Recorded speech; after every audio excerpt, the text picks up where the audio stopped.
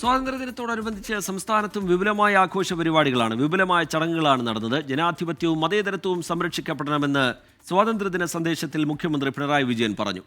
രാജ്യത്ത് മതസ്വാതന്ത്ര്യം സംരക്ഷിക്കപ്പെടണമെന്ന് സ്വാതന്ത്ര്യദിന സന്ദേശത്തിൽ ക്രൈസ്തവ സഭാ നേതാക്കൾ വ്യക്തമാക്കി. തിരുവനന്തപുരം സെൻട്രൽ സ്റ്റേഡിയത്തിൽ മുഖ്യമന്ത്രി പിണറായി വിജയൻ ദേശീയ പതാക ഉയർത്തി. ജനാധിപത്യവും മതേതരത്വവും ഓർമ്മിപ്പിച്ചായിരുന്നു മുഖ്യമന്ത്രിയുടെ സ്വാതന്ത്ര്യദിന സന്ദേശം. ജാതി മതാതി വേർതിരിവുകൾക്കെല്ലാം അതീതമായ മനുഷ്യ മനസ്സുകളുടെ ഒരുമയാണ് ഇന്ത്യ എന്ന വികാരത്തിന്റെ അടിത്തറ. മതനിരപേക്ഷത, ജനാധിപത്യം തുടങ്ങിയ ഭരണഘടനാ മൂല്യങ്ങളും പരിരക്ഷിച്ച് ശക്തിപ്പെടുത്തി നാം മുൻപോട്ടു പോകും. ജില്ലകളിൽ വിവിധ മന്ത്രിമാർ ചടങ്ങുകൾക്ക് നേതൃത്വം നൽകി. വോട്ടർ പട്ടിക ക്രമക്കേട്, കന്യാസ്ത്രീകളുടെ അറസ്റ്റ് തുടങ്ങിയ വിഷയങ്ങൾ ചൂണ്ടിക്കാട്ടി മന്ത്രിമാരുടെ പ്രസംഗം.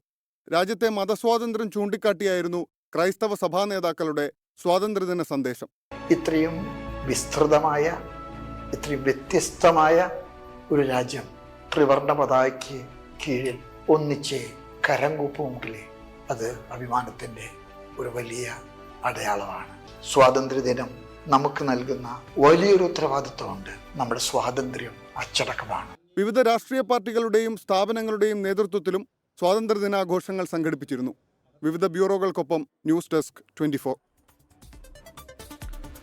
ലോകത്തെവിടെയായാലും ഏത് സമയത്തും 24 വാർത്തകളും ഓഗ്മെന്റഡ് റിയാലിറ്റി പാക്കേജുകളും എക്സ്പ്ലെയിനറുകളും വിശദമായി കാണാൻ ഞങ്ങളുടെ യൂട്യൂബ് ചാനൽ നിങ്ങൾക്ക് സബ്സ്ക്രൈബ് ചെയ്യാം.